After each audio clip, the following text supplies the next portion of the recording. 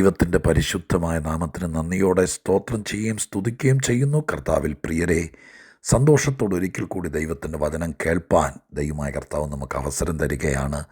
എനിക്ക് നിങ്ങളോട് വചനം പറയാൻ തരുന്ന ഏതൊരവസരത്തെയും ഏറിയ സന്തോഷത്തോടെ കൈക്കൊണ്ട് കർത്താവിൻ്റെ തിരുസന്നിധിയിൽ സന്തോഷത്തോടെ നിങ്ങളുമായിട്ട് വചനം പങ്കുവയ്ക്കുമ്പോൾ പരിശുദ്ധ ദൈവം നമുക്കെല്ലാവർക്കും വേണ്ട സ്വർഗീയ ആലോചന തരട്ടെ.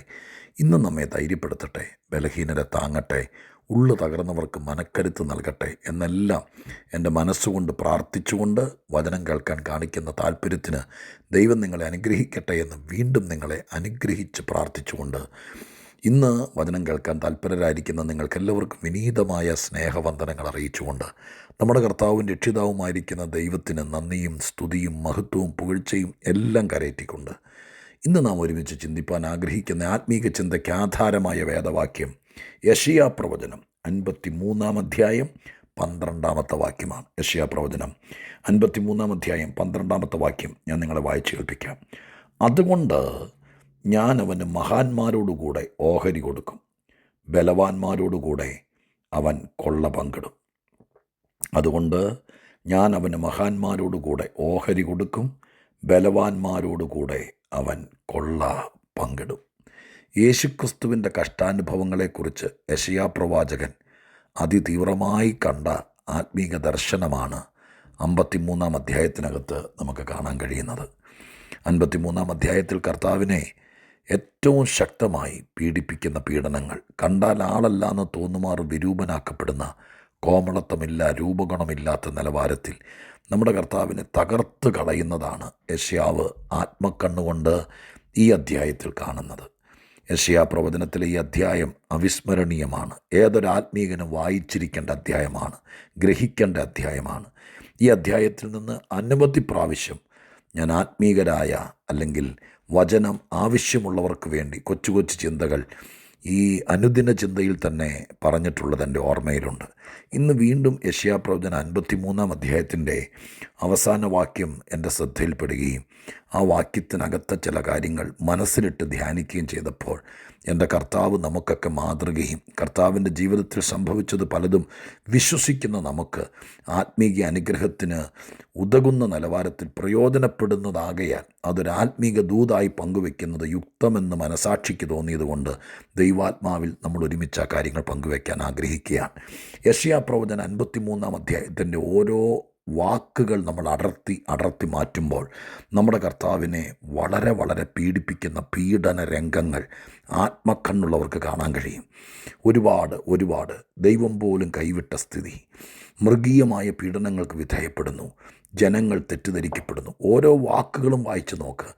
ഞാൻ എൻ്റെ ആത്മീകത്തിൻ്റെ ആദ്യകാലങ്ങളിൽ യെശയ്യാ പ്രവചനം 53-ാം അധ്യായം മാത്രം ആധാരമാക്കി അന്നത്തെ കാലത്ത് കർത്താവിൻ്റെ വചനത്തിൽ അഗ്രഗണ്യനായ ഒരു കർത്തൃദാസൻ എഴുതിയൊരു കൊച്ചു കൈപ്പുസ്തകം എൻ്റെ വിശ്വാസ ജീവിതത്തിൻ്റെ പൈനിയർ സ്റ്റേജിൽ ഞാൻ ബൈബിൾ സ്കൂളിലൊക്കെ വരുന്നതിനേക്കാൾ മുമ്പ് എൻ്റെ കയ്യിൽ കിട്ടിയത് ഓർക്കുന്നുണ്ട്. അന്ന് ആത്മീകതയുടെ ആഴങ്ങളൊന്നും അറിയാത്ത കാലത്തും ഞാൻ അതിൻ്റെ ചില ഭാഗങ്ങൾ വായിച്ചപ്പോൾ ദൈവസന്നിധിയിൽ കർത്താവ് സഹിച്ച കഷ്ടങ്ങളെ അറിയാവുന്നൊരു കർത്തൃദാസൻ ആത്മീക വ്യാഖ്യാനം നടത്തിയപ്പോൾ കണ്ണുകൾ നിറഞ്ഞിട്ടുണ്ട്. അത്രയ്ക്ക് ആത്മവികാരം നമ്മുടെ അകത്ത് തരുന്ന, യേശുവുമായിട്ട് അത്ര അഭേദ്യ ബന്ധം നമുക്ക് തരുന്ന ഒരു അധ്യായമാണ് 53-ാം അധ്യായം.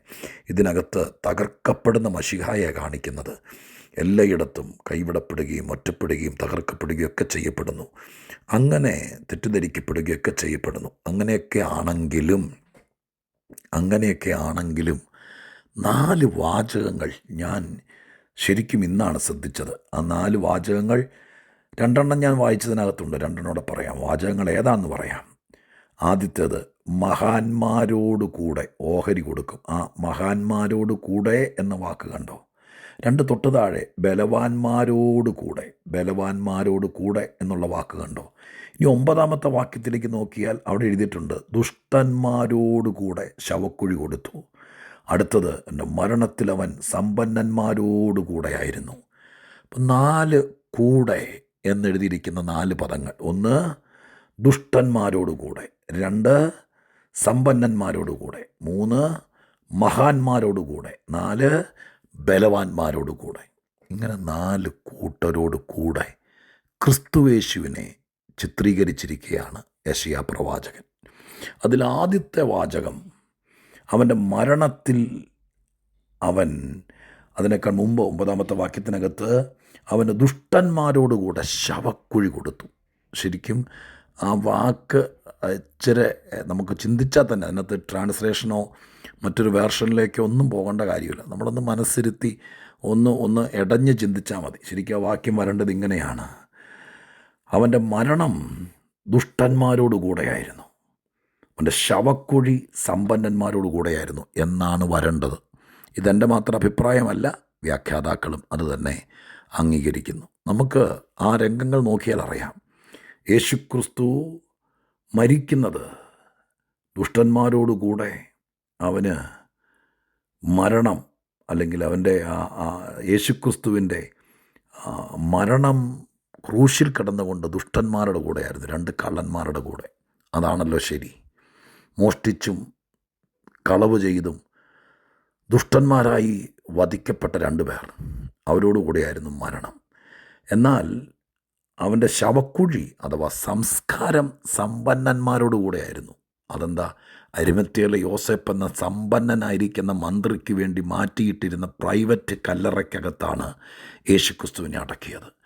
ആ ഭാഗത്തെക്കുറിച്ചൊക്കെ വിശദീകരിക്കുമ്പോൾ, ഒരു മന്ത്രിയെ ശവസംസ്കാരം നടത്തുന്ന ആ കല്ലറ, അത് പ്രധാനികളുടെ കല്ലറയുടെ നിര, അവിടെയായിരുന്നു അവന് ശവക്കുഴി കിട്ടിയത്. ഇനി താഴേക്ക് വായിക്കുമ്പോൾ അവിടെ എഴുതിയിരിക്കുന്നു: ദൈവം കർത്താവായ യേശുവിന് മഹാന്മാരോടുകൂടെ ഓഹരി കൊടുക്കും, ബലവാന്മാരോടുകൂടെ കൊള്ള പങ്കിടും. അപ്പോൾ 3 കാര്യങ്ങൾ: സമ്പന്നന്മാരോടുകൂടെ, മഹാന്മാരോടുകൂടെ, ബലവാന്മാരോടുകൂടെ. ഒരു കാര്യം ആദ്യം പറഞ്ഞത് ദുഷ്ടന്മാരുടെ കൂടെ. മരണം ദുഷ്ടന്മാരുടെ കൂടെയായിരുന്നു, പക്ഷെ അടക്കം സമ്പന്നന്മാരുടെ കൂടെ. ഉയർത്തെഴുന്നേറ്റ് കഴിഞ്ഞിട്ടുള്ള കാര്യമാണ് 12-ാം വാക്യം കേട്ടോ. മരണം കൊണ്ട് തീർന്നില്ല. മഹാന്മാരോടുകൂടെ ഓഹരിയും ബലവാന്മാരുടെ കൂടെ കൊള്ള പങ്കിടലും. ഈ 4 കാര്യങ്ങൾ മനസ്സിനകത്തുനിന്ന് നിങ്ങൾ സെറ്റ് ചെയ്തേ. എന്നിട്ട് ഞാൻ യേശുക്രിസ്തുവിനെക്കുറിച്ചായി പറയുന്നെങ്കിലും നമുക്കുള്ള ദൈവത്തിൻ്റെ ആലോചന പറയാം. എന്നെ കേൾക്കുന്ന പ്രിയപ്പെട്ടവരെ, ഈ 53-ാം അധ്യായത്തിനകത്ത് പറഞ്ഞല്ലോ, മുഴുവൻ കഷ്ടങ്ങളും പ്രയാസങ്ങളും ദുഃഖങ്ങളും ദുരിതങ്ങളും ഏകാന്തതകളും, എന്താ ഈ സംഭവിക്കുന്നതെന്ന് പറഞ്ഞറിയിക്കാൻ പോലും പറ്റാത്ത രീതിയിൽ, ആളുകൾ തെറ്റിദ്ധരിക്കത്തക്ക രീതിയിൽ, ദൈവം പോലും കൈവിട്ടു, ദൈവനെ ശിക്ഷിക്കുകയാണ് എന്നൊക്കെ പറയത്തക്ക രീതിയിൽ ഒരു വല്ലാത്ത നൊമ്പരത്തിൻ്റെ അധ്യായമാണ്. മരണം ദുഷ്ടന്മാരുടെ കൂടെയാണ്. ഇങ്ങനെയാണോ ഇവരൊക്കെ മരിക്കേണ്ടത് എന്ന് ചോദിച്ച് എത്രയോ പേരുടെ ജീവിതം കണ്ടേക്കാം. അങ്ങനത്തെ ഒരു സ്ഥിതിയിലാണ് ക്രൂശയിൽ തീർന്നത്. പക്ഷേ അവിടം കൊണ്ട് അവസാനിച്ചില്ല. ദുഷ്ടന്മാരുടെ കൂടെ ക്രൂശയിൽ മരിക്കേണ്ടി വന്നാലും അവിടം കൊണ്ട് തീർന്നില്ല. അവിടം കൊണ്ട് തീരുമെന്നാണ് പലർക്കും വിചാരം. സമ്പന്നന്മാരുടെ കൂടെ അടക്കം, പിന്നെ മഹാന്മാരുടെ കൂടെ ഉയർപ്പ്, ബലവാന്മാരുടെ കൂടെ കൊള്ള പങ്കിടൽ. എന്നെ കേൾക്കുന്ന പ്രിയപ്പെട്ടവരെ, ജീവിതത്തിൻ്റെ കഷ്ടവും പ്രയാസവും ദുഃഖവും ദുരിതമൊക്കെ ഒരുപാട് കണ്ടേക്കാം. ഒരു പക്ഷേ ഒരു നീചനെപ്പോലെ എൻ്റെ കുടുംബത്തിൽ എനിക്കിങ്ങനെയല്ലല്ലോ ജീവിക്കേണ്ടത്, എൻ്റെ അപ്പനൊക്കെ എത്ര പരമാർത്ഥിയായിട്ട് ജീവിച്ചു, ഞങ്ങളുടെ വീട്ടിലെല്ലാവരും സന്തോഷത്തോടെ പോയതല്ലേ, ഞങ്ങൾക്ക് എന്തുകൊണ്ട് ഇങ്ങനെ സംഭവിച്ചു, എൻ്റെ ജീവിതത്തിൽ എന്തുകൊണ്ട് ഇങ്ങനെ നടക്കുന്നു എന്നൊക്കെ ചോദിക്കുന്ന ചോദ്യത്തിന് നമുക്ക് ഞാൻ ഈ ലെവലിൽ ഇത്രയും പഠിച്ച ഞാൻ, ഇത്രയും വിദ്യാഭ്യാസമുള്ള ഞാൻ, ഇത്രയും പ്രാർത്ഥിക്കുന്ന വീട്ടിൽ നിന്ന് വന്ന ഞാൻ, ഒരു ജോലി സ്ഥലത്ത് പോലൊരു താഴേക്കിടയിലെ ആളുകൾ, ദുഷ്ടന്മാരുടെ എന്നുള്ള വാക്യം അങ്ങ് മാറ്റി വയ്ക്കാം, ഒരു ലോ ക്ലാസ് ആളുകളെപ്പോലെ ഞാൻ, ഇത്രയും വിദ്യാഭ്യാസമുള്ള ഞാൻ ഈ ജോലിയാണോ ചെയ്യേണ്ടത്, എൻ്റെ മോൻ ഇത്രയും വിദ്യാഭ്യാസം ഉണ്ടായിട്ട് അവൻ പഠിച്ച തൊഴിലല്ലല്ലോ ചെയ്യും എന്നൊക്കെ ദുഃഖിക്കുന്ന എത്ര പേര് കാണും. ഇപ്പോൾ ക്രൂശേ കിടക്കുമ്പോൾ എൻ്റെ കാറ്റഗറി ഒരു വല്ലാത്തതായിരിക്കും, ഒരു താണതായിരിക്കും. പക്ഷെ ഞാനൊരു കാര്യം പറയാം, 3 വഴികൾ, വകുപ്പുകൾ അടുത്തത് കിടക്കുക: സമ്പന്നന്മാരുടെ കൂടെ, മഹാന്മാരുടെ കൂടെ, ബലവാന്മാരുടെ കൂടെ. ഇന്ന് ഒരുപക്ഷെ ഒരു ദുഷ്ടന്മാരുടെ കൂടെ, തള്ളപ്പെട്ടവരുടെ കൂടെ, നിന്ദിക്കപ്പെട്ടവരുടെ കൂടെ, ഒരു താഴെ കിടക്കുന്നവരുടെ കൂടെ, ആ ലെവലിലായിരിക്കാം ഇന്നൊരു പക്ഷേ എന്നെ കേൾക്കുന്ന നിങ്ങളിൽ ചിലർ. അവിടം കൊണ്ടെല്ലാം തീർന്നെന്ന് വിചാരിച്ച് നിങ്ങൾ ഒതുങ്ങാതെ അടുത്തൊരു 3 ലെവലുണ്ട്. ദൈവം നിങ്ങളെ സമ്പന്നന്മാരുടെ കൂടെ, ബലവാന്മാരുടെ കൂടെ, മഹാന്മാരുടെ കൂടെ, ആ ലെവലിലേക്ക് കൊണ്ടുവരും. ഇന്ന് ആളുകൾ കാണുന്നത് ദുഷ്ടന്മാരുടെ കൂടെ തീർന്നു എന്ന് പറയുന്നവനെയാണ്. പക്ഷെ അവിടെ കൊണ്ട് തീരത്തില്ല എന്ന് നീ മനസ്സിൽ പറ. അടുത്ത 3 ഘട്ടങ്ങൾ അത് ദൈവം തരും. ഇന്ന് ജീവിതത്തിൽ ശോധനയും പ്രയാസവും അനുഭവിക്കുമ്പോൾ ആ ഒരു ലെവലിൽ കിടക്കുന്നെങ്കിൽ സമ്പന്നന്മാരുടെ കൂടെ ദൈവമായ കർത്താവ് ഒരവസരം, മഹാന്മാരുടെ കൂടെ. ഞാൻ കുറേ കാശുണ്ടാക്കുന്ന കാര്യമല്ല ഈ പറയുന്നത്. പെട്ടെന്ന് ഇങ്ങനെയൊക്കെ പറയുമ്പോൾ അങ്ങനെ ചിന്തിച്ചേക്കാം. പക്ഷെ അതല്ല. ഈ ദൈവത്തിന് വേണ്ടി നിന്നിട്ടും ഒരു ദുഷ്ടന്മാർക്ക് കിട്ടുന്നത് പോലത്തെ പ്രയാസങ്ങൾ എൻ്റെ വീട്ടിൽ, എൻ്റെ ജീവിതത്തിൽ നടക്കുന്നു. പാപമൊന്നും ചെയ്തില്ല, തെറ്റൊന്നും ചെയ്തില്ല, കുറ്റം. എൻ്റെ കുഞ്ഞ് എത്ര പരമാർത്ഥിയായിരുന്നു, എന്നിട്ട് അവൾ ഇത്രയൊക്കെ സഹിക്കുന്നല്ലോ, അവൻ ഇത്രയൊക്കെ സഹിക്കുന്നല്ലോ. എൻ്റെ കർത്താവേ എന്ന് പറയുന്ന ഏതെങ്കിലും അമ്മമാരെന്നെ കേൾക്കുന്നുണ്ടോ? ഏതെങ്കിലും അപ്പന്മാർ കേൾക്കുന്നുണ്ടോ? ഇന്ന് നിങ്ങളുടെ സ്ഥിതി ആദ്യത്തെ ദുഷ്ടന്മാരുടെ കൂടെ എന്നുള്ള ലെവലാണെങ്കിൽ, തൊട്ടു താഴെ സമ്പന്നന്മാരുടെ കൂടെ എന്നൊരു വാക്കില്ലേ, അത് നിങ്ങളൊന്ന് അടിവരയിട്ടെ. മഹാന്മാരുടെ കൂടെ എന്നൊരു വാക്കില്ലേ, അതും അടിവരയിട്ടെ. ബലവാന്മാരുടെ കൂടെ എന്നൊരു വാക്കില്ലേ, അതും അടിവരയിട്ടെ.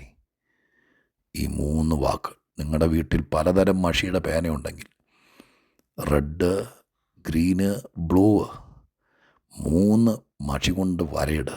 ആത്മാവിൽ പ്രാർത്ഥിക്കുക. ഞാനിങ്ങനെയൊക്കെ ചെയ്യുന്നവന് അമിത വിശ്വാസം വരുമ്പോൾ, ഇന്ന് ഞങ്ങളുടെ സ്ഥിതി ഈ കുരിശേ കിടക്കുമ്പോൾ പലർക്കും കമൻ്റ് പറയാൻ കാണും. എനിക്കും തോന്നിയിട്ടുണ്ടാവും, ദുഷ്ടന്മാരെ പോലെ, ഒന്നുമില്ലാത്തവരെ പോലെ. പക്ഷെ അടുത്ത ലെവലുകൾ വരും. അതിനുവേണ്ടി നമുക്ക് കാത്തിരിക്കാം, പ്രാർത്ഥിക്കാം. മഹാന്മാരുടെ കൂടെ, ബലവാന്മാരുടെ കൂടെ, സമ്പന്നന്മാരുടെ, സ്തോത്രം, ബലവാന്മാരുടെയും മഹാന്മാരുടെയും സമ്പന്നന്മാരുടെയും കൂടെ, അങ്ങനെ ഒരു ലെവൽ നമുക്ക് കാത്തിരിക്കാം. ആത്മീയത്തിലും ഭൗതികത്തിലും ദൈവം നമ്മെ അനുഗ്രഹിക്കട്ടെ. പരിശുദ്ധ ദൈവമേ, ഞങ്ങളുടെ സ്വർഗീയ പിതാവേ, ഈ യെശയ്യാ പ്രവചനത്തിലെ 4 വാക്കുകൾക്കായി നന്ദി. ഞാനത് ജനത്തിൻ്റെ മുമ്പിൽ പറഞ്ഞു കൊടുക്കുന്നു. ഇന്ന് എന്നെ കേൾക്കുന്നവർ ഏതൊക്കെ കൂടെയാണ്, ഏതൊക്കെ ലെവലിലാണ്, അവിടെ കാറ്റഗറി ഏതാണെന്ന് എനിക്കറിയില്ലപ്പാ. ആരെങ്കിലുമൊക്കെ അങ്ങ് കണ്ടിട്ടുണ്ടാകുമല്ലോ.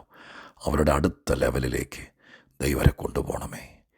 ഇന്നവർ ഏത് ക്ലാസ്സിലാണോ, ഏത് ലെവലിലാണോ, അതിലപ്പുറത്തേക്ക് ദൈവം അത് ചെയ്യുമെന്ന് വിശ്വസിച്ചുകൊണ്ട് ഈ ദൂത് ഞാൻ പരിശുദ്ധാത്മ നിയോഗത്തോടെ പങ്കുവയ്ക്കുന്നു. വിശ്വസിച്ചേറ്റെടുക്കുന്നവർക്ക് അനുഗ്രഹമാകട്ടെ.